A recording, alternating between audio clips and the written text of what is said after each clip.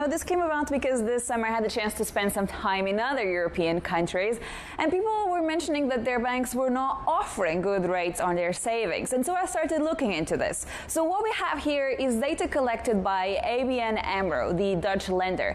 And the key metric here for analysts is what they call average deposit delta. Essentially, this number just gives us an idea of how much of those central bank rate increases are actually passing through to deposits. And you can tell that in the month of June, the average for the Eurozone was 47%.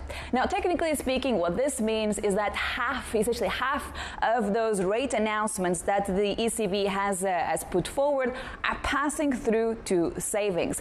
But what this number hides is starking differences among the 20 Euro nations. Let me show you some examples. For instance, in France, the average deposit delta was 73%. That's the highest across the bloc. Lithuania 68%, Luxembourg also above 60%. On the other hand, if I show you some other examples in other parts of the Eurozone, you can tell that these numbers are very high.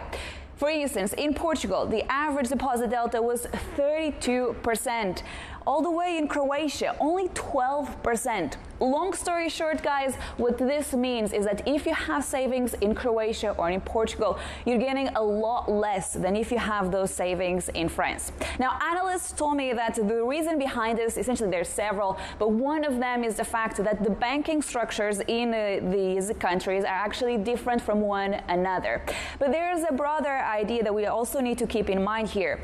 If you're a European lender and you just went through several years of negative rates, you are essentially enjoying a little bit this moment of higher profitability. And what banks would say is that they are indeed passing some of those higher rates to deposits. Maybe not at the pace that consumers would have liked, but they are doing that. Now, this is a very tricky one, guys, because if you're speaking to savers in any of these countries, they would be complaining, and indeed our ability, we could be then discussing things such as, what does this mean for the reputation of the banks? What does this mean going forward? What can we expect from higher rates going forward? So it's a very complex one. It really depends whether you're looking from a banking perspective or from a consumer perspective.